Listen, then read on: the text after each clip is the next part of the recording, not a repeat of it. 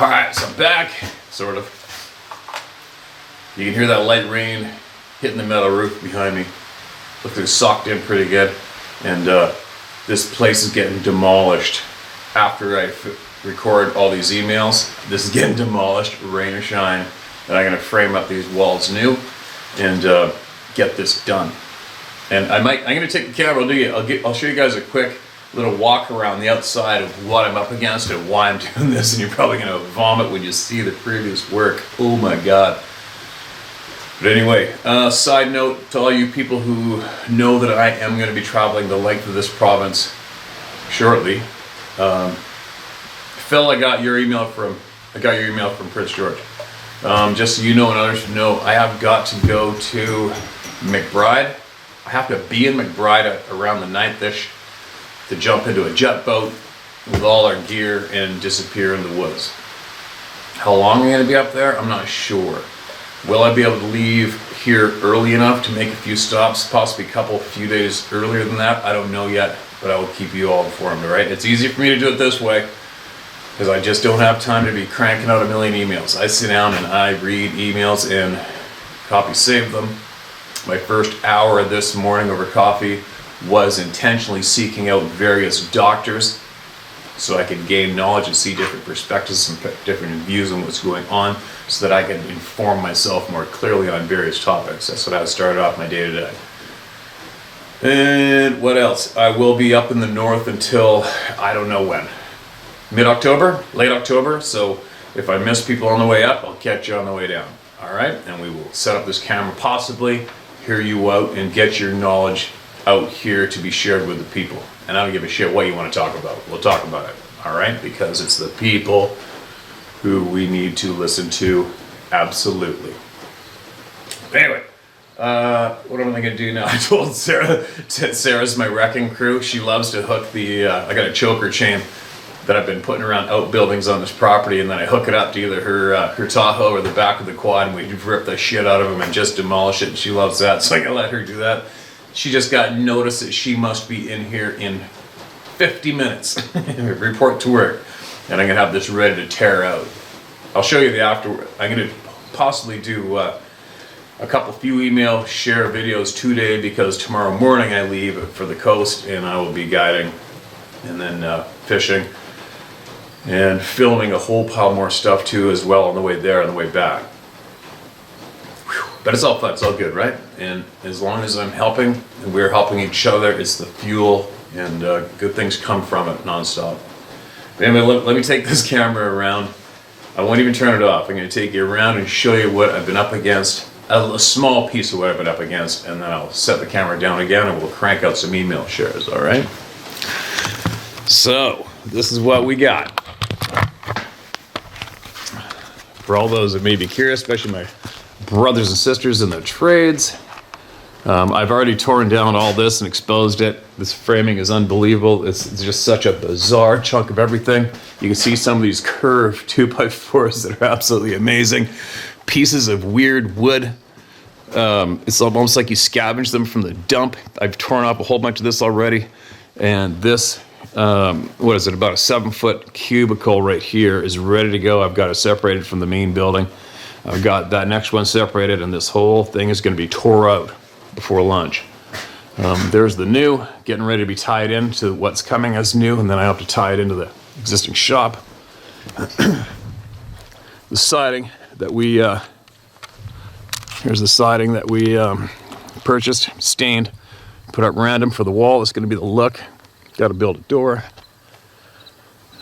Still have a majority of my tools are at the old home, so I whipped up a temporary ladder. So the height of this barn will be up to here. The siding will wrap around. This is out of here. This piece, that's out of here. That piece, that plywood is going to be gone. I'll extend that roof line out to here.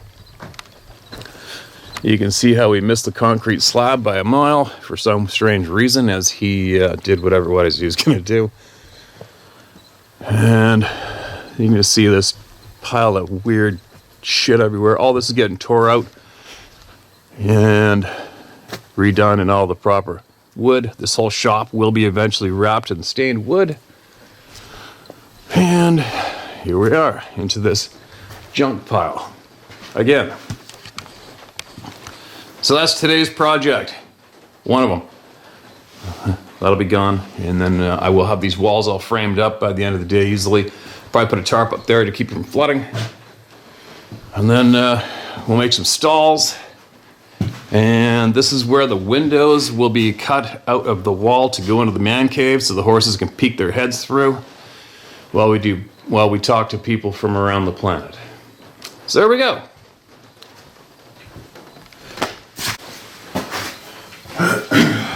All right, so what else can I mention? I think that's about it. I've been getting a lot of emails in from some very aware people. For all you inquiring about the Rumble channel, I haven't been able to put anything together for it yet. I gotta get on top of a lot of these people who need to be heard. But I'm getting to it. Listen to this one. Let's get right into it. All right, let's get these shares out. And for a side note, where I'm going in McBride, near McBride.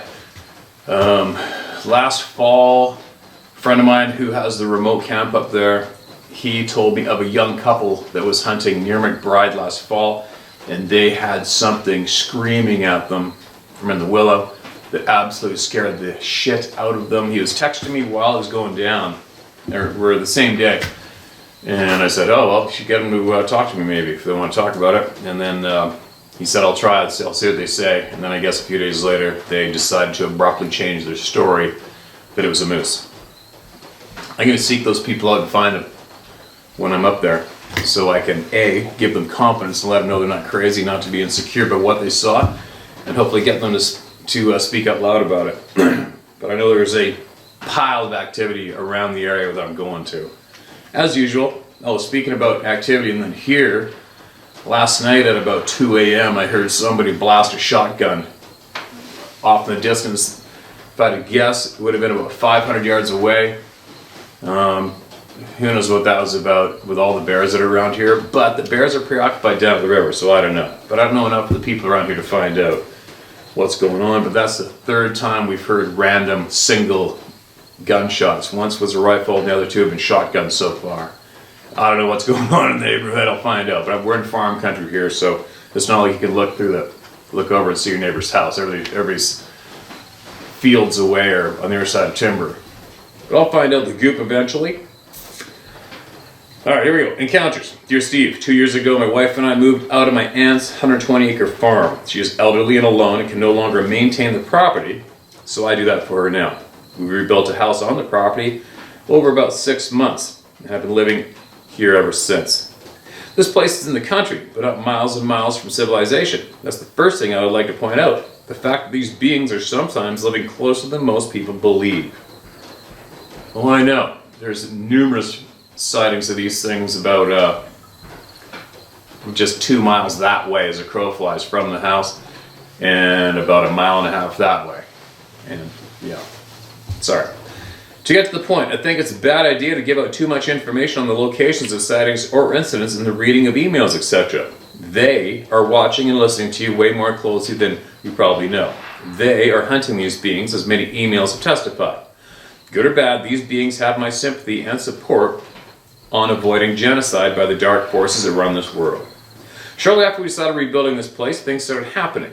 We were being watched and messed with by one of these beings, playful, curious, and concerned more than aggressively. I've had experience with these beings since I was a child, both the good and the bad type, so I was thrilled and kind of nervous about being back in the wild again, but my wife, who started to question what was happening, was scared to death when I explained.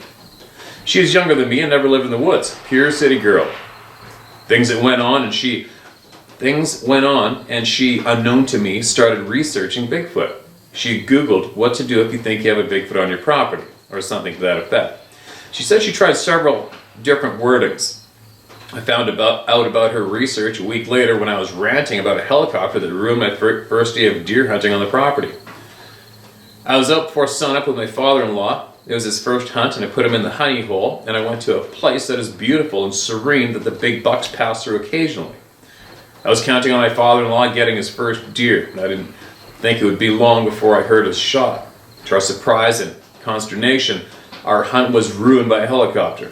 The helicopter had 2 beach ball sized black globes mounted underneath it. It was one of those glass bubble types with the 2 people in it, flying about 100 feet above the trees. The helicopter flew a definite grid pattern from one end of our property to the other. It flew low enough over me in my stand that the blade wash blew leaves off the trees around me. Soon my father-in-law was on the radio complaining that they ran off his deer. He came to meet me, and we decided to quit for the day. I watched the chopper for almost an hour. It followed the creek off the property, then rose up and flew off to the west. Later I called the closest airport to us, Fish and Game, and the sheriff's office, asking about the survey flights, pot search flights, etc. No luck. No choppers at the airport that day. When I got the phone, my wife told me about her Google escapade, and I thought maybe it had brought the chopper. But surely not something that so insignificant. I don't know, that's a little steep maybe, I thought. A week later, my aunt calls and tells me that the men are here to survey the property boundaries for taxes. That sounded odd, and so I headed up to her house to see what was going on. There were 2 trucks with 4 men. My aunt introduced me as the property manager and told me they were surveyors. Steve, there was no survey equipment in their truck. All 4 guys were wearing camo, except for the boss, who was wearing a black polo and khakis. All 4 wearing pistols. They asked if I could unlock the gates as they were going to take the trucks through the pastures, etc. I asked why they were doing this and under what authority. The boss got real agitated, said it was a regular county survey they do every year. My aunt spoke up and said she had been living here 40 years and never had one before.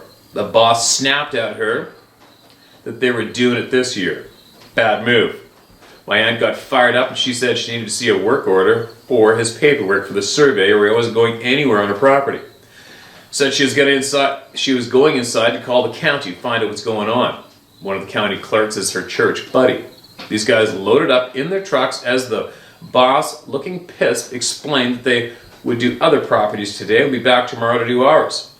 We never saw them again. As they drove off, I noticed they had federal tags.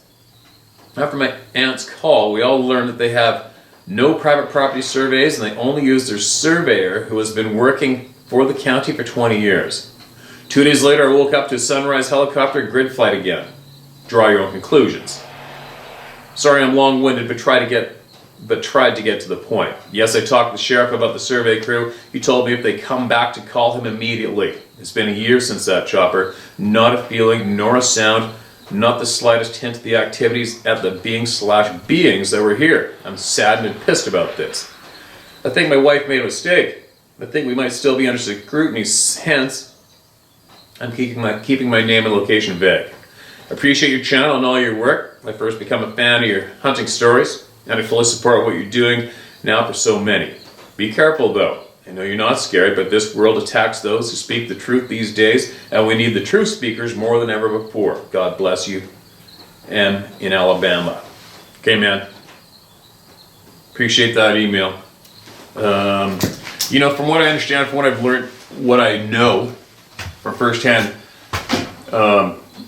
eyewitnesses, experiencers today is that a few of these Bigfoot research groups, namely one of what in the past has been probably the most popular one, they have done some pretty sideways things. I had a law enforcement officer contact me, a couple years ago, didn't want to give me his name, and he said flat out that he was allowed on some property to investigate these beings. I believe he had a sighting that was ongoing with his family who made him swear to privacy. He said, quote, he contacted so-and-so money faker directly. Took him a little while, got through to him, and immediately government appearing vehicles showed up at the property, including a helicopter. The owners pulled a snap sandwich on his ass, told him he's never allowed here ever again for what was going down. And he was also pulled over, but what he suspects was a sheriff and another guy dressed in civilian clothes who was playing the good cop, bad cop role with him, threatening him with his 401k or whatever it's called down there if he did not share with them every single thing he knew and what he saw. And that came from one phone call to that organization. Okay? It's not the first time I heard something like that happening. Now, I don't know if you could lay blame to your wife or not. I haven't a clue. I don't know what, who knows what was. I'm quite certain a Google search isn't going to call in thousands of dollars worth of hourly or daily or contract paid people and their vehicles to a location in North America. I find that kind of hard to swallow, unless somebody had possibly directly contacted somebody with an address and what's going on. That could have possibly triggered it. I don't know. But either way, here's my idea, if anybody's into it. An easy way to figure out if this is going on today would be for one of you, or one of us, to pick a rural place where there's only possibly one way in. Possibly get 2 or 3 people to flood the inboxes of various groups with, you're not going to believe what's going on here. I'm seeing these things every single day. There's 3 or 4 of them. It's crazy. We've had rocks thrown at us, screamed at, one lifted up the back of the camper, threw it on the ground. It's nonstop. Help. And then set up trail cameras and see who comes. Right? So if that is how sensitive it is to possibly the guys in the dark SUVs, it's very, very, very easy to bait in humans. Humans are the easiest of anything to hunt or lure or bait. They are. Humans aren't they're not that intelligent on average when it comes to being set up. Especially when it comes to this topic and how you could easily lure these guys into showing up. Right? So if anybody wants to do that, do it. Just do it for shits and giggles. Preset your trail cameras. Make sure you got a video camera on you. Get a few different people with different cell phones or whatever emails. Flood a few of these various contacts with some bogus sightings. And wait. And see if a helicopter comes within 24 hours or a handful of SUVs and guys in fatigues and camouflage and guns and pistols playing the official role. That would be interesting as hell. And if you did manage to pull it off and you're scared to share that footage, send it to me. I'll share it. Right? But that would be kind of fun. Who knows, maybe if I ever get time, I'll do it. Right? It would be easy. And it would put to rest once and for all if these guys are really truly reacting that way. If this topic is that sensitive to that reaction from these groups of people. It would be easy to find out. Somebody do it, all right? And even possibly let me know you're going to do it and keep me updated with the progress of what goes down. That'd be great. Now, what else do we have besides... All right, here we go. What's this? Oh, that's been read. Steve Isdall, I've been waiting a long time to write my email, so yes, it's long but brief as possible. I'm one of the good, honest, hardworking people that has been sitting in the shadows for over a year now. It's took that long to try to figure out how to even start a puzzle. Looking into these things for myself, I ran across your channel and I have not missed a day. You and David Plaitis with Scott Carpenter, Carrie Arnold, and of course, the good, honest people, it wouldn't be possible. Now this is not set in stone for me, but here's the way I'm trying to lean and hopefully it will jog some minds. Steve, I believe, is now that these beings are truly the keeper of the forest, just like the natives said, but not necessarily forest, as in just trees and wildlife, but as the earth as a whole, meaning the whole earth itself is one big forest. You can think so many years ago, before civilization advanced, every continent was untouched pretty much. The continents still have their beautiful forest streams, rivers, and wildlife. Then you have the oceans, which is like a couple big lakes that surround all the forest. Hard to explain, but you know what I mean.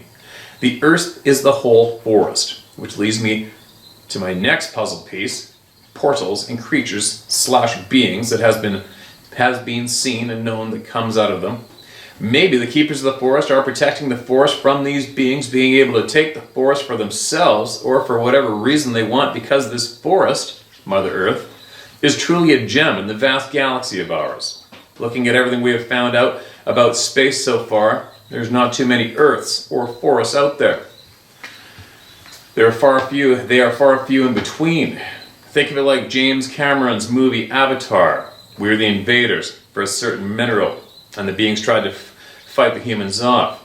Same difference, and just like Earth, everything was connected, everything was alive. Just like Earth, so many ecosystems, and the avatars could link with anything in their planet and be one with it. Everything plays a part in the ecosystem in the forest to create the beautiful living diversity. which is why I think if the Saturday wasn't here, the Earth would not be here, or not be what it is today. Not so pretty. Now to another piece. So why do they ignore us and want nothing to do with us? Could this be because we are merely another ape or being that just happened to get intelligent enough to be where we are now? Is that why they can't just kill us? Because we are part of the ecosystem, part of the forest, but now we do more damage than good? I heard somewhere a couple of times our DNA has been altered, like 40 some times. Maybe we were not meant to be the humans we are today, and for this they disowned us. Kind of like how you say we possibly could have had abilities that we don't anymore. Humans have not always lived like modern humans do. How do we become so advanced? But that's another mystery. You know, a slight interruption on that. Or how do we get de-advanced? How do we go backwards? Right? As in connection to our actual environment. How do we go backwards so fiercely in our self-destruction, possibly? How do we become so advanced? Now, next puzzle piece. Stick structures shaped like teepees and trail markers. Maybe these teepee structures is places where portals have opened up and the Saturday marked it with the structures you see today. I've thought the same thing, actually. Maybe the trees have a quality when placed right, keep these portals from opening. Or they're markers where they will open or can open themselves. Or it could be built for some kind of a ritual structure for them. Is where they go to give thanks for the forest? Who knows? But I don't believe the simple tree breaks are just to mark a food source trail or safe passage trail. These beings are way too intelligent for that. I concur. Steve, there is so many questions and mysteries to us about them, and the only way to answer them is to keep hearing from the people. That is the only way. I'm probably totally wrong about all this, but it makes sense to me. But it makes sense to me in a bigger picture, even though it sounds like I've flipped my wig and literally lost my mind, lol. I wish I could have a conversation with you and go a little more in detail about all this, but like I said, I'm probably not even close. At least this email might help to get some people's minds turning to any possibility. Most of the time, the crazier the answer sounds is normally the right answer. Now finally, yes, my dad, seen one. And I have seen some crazy stuff myself. I'm 30 years old and I live in the mountains of North Carolina. We are a state that often gets overlooked on this topic. North Carolina has very deep forest in the Appalachian Mountains and all across the state. Me and my family have always been poor, and I own nothing. I've never been a thief nor a liar, and hold myself proud of that. But there's one thing I got that we all share as a brain. I'm a very good critical thinker. If we all keep sharing ideas, facts, and the lies, we'll eventually figure this out. Steve, you always ask, we're all the truly good people in this world that can make a difference and change it for the better. We look no further, my friend. We email you every day and you are bringing us out one by one. You don't even realize the impact you're having or the good you're doing by bringing us all together. For that we thank you. Levi Myers. You can share my name, I have nothing to lose, and don't give a shit what people think of me. If you are always worried what others think, you will never be happy. I'll leave that message for the people. Now here's my number if you'd ever like to chat about this one day. That would be freaking awesome. Okay, man. Levi, that was a very well written and thought out share. Absolutely appreciate your time, man. And don't stop using your brain, alright? And to make mention that you are poor, I'd like to possibly disagree with that politely. You are very rich, that you own your own brain and you can think for yourself and you can see through the bullshit. That makes you more wealthy than a big chunk of people in this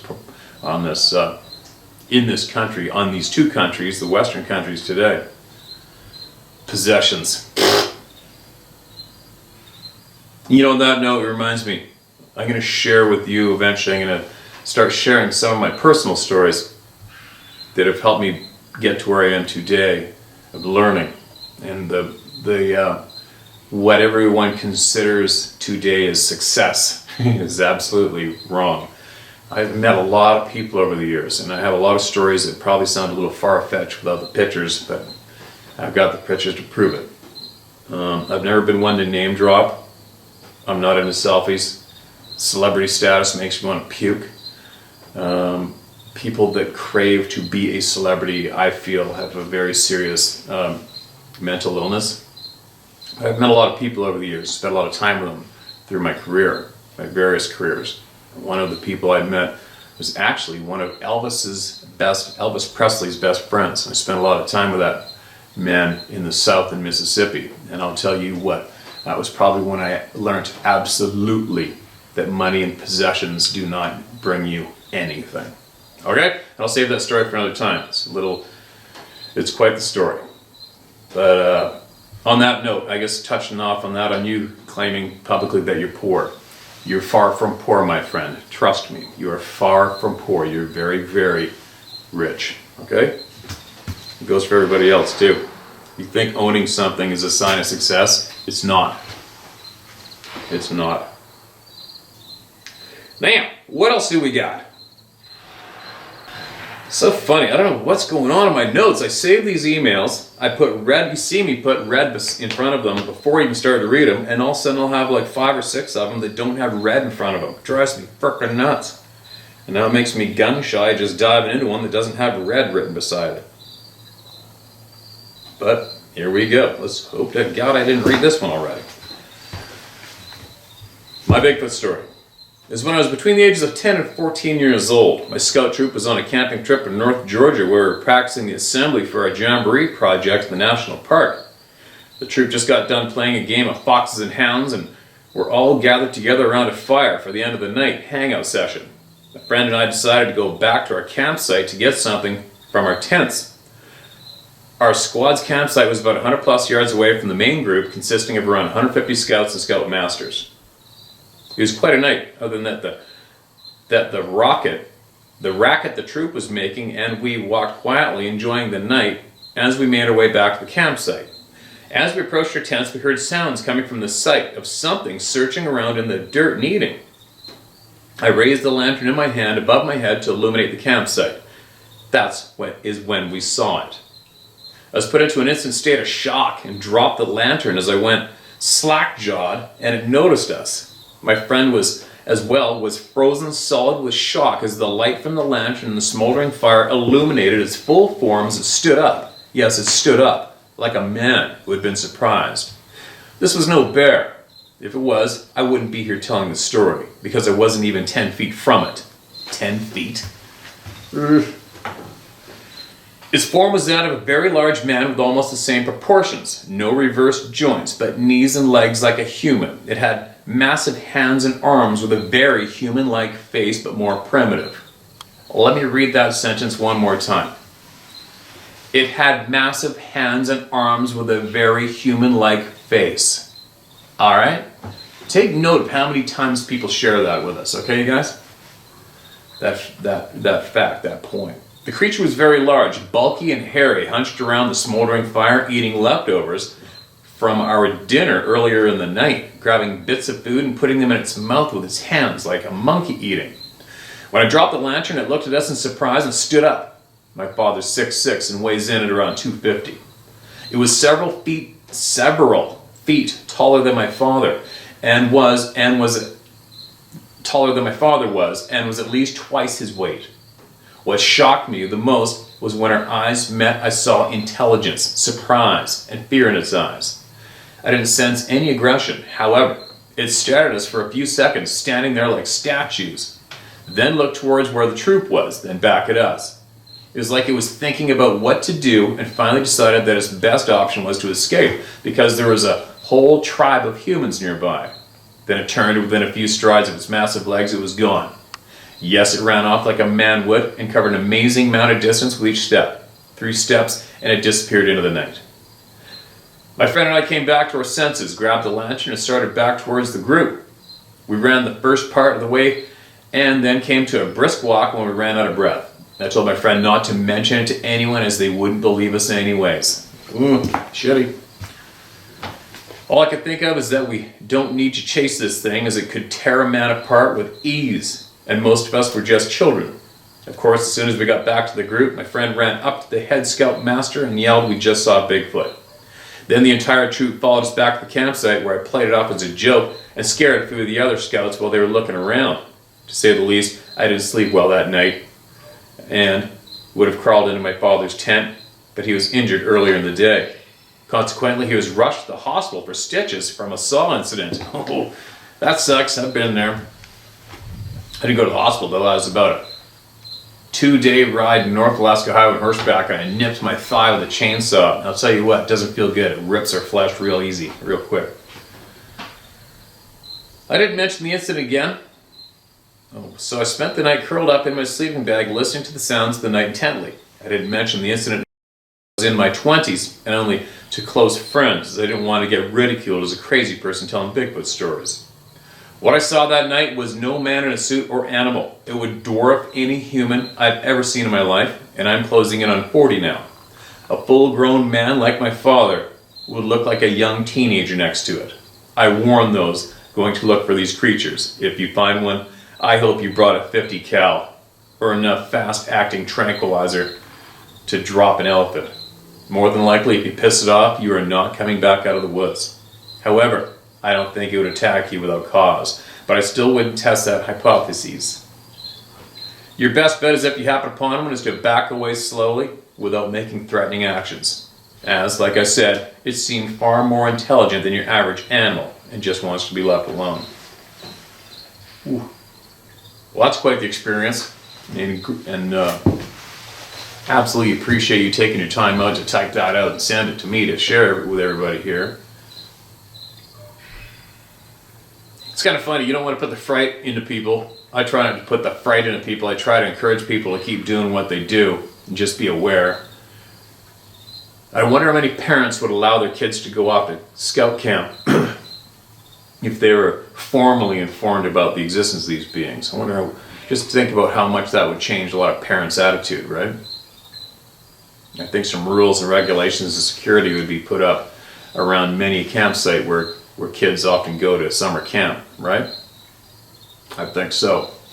I think with what I know now, if I had young children today and they wanted to go to some summer camp or on some excursion with tents camping somewhere, I would want to know exactly where, who's going to be there, and what they have with them to possibly thwart a curious,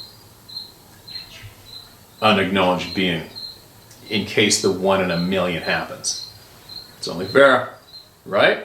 Now, I'll tell you what, every single one of your parents is probably thinking the exact same thing and agreeing, right? But anyway, gotta get my ass in gear. I'm gonna share more emails after we rip the corner of this shithole out, and then I'll show you some progress as I go. This is possibly gonna be one of my most favorite projects here on this property. Is ripping this sucker the hell out of here, cleaning it all up, and making some awesome brand new stalls for my big black furry kids. So keep sending those experiences in, and I guess tomorrow you will get this next video. It's going to be filmed today, and then possibly at the end of the day, if I'm not absolutely falling down exhausted, I will show you what the framing and the sheeting looks like if I manage to pull that all off today. Here we go.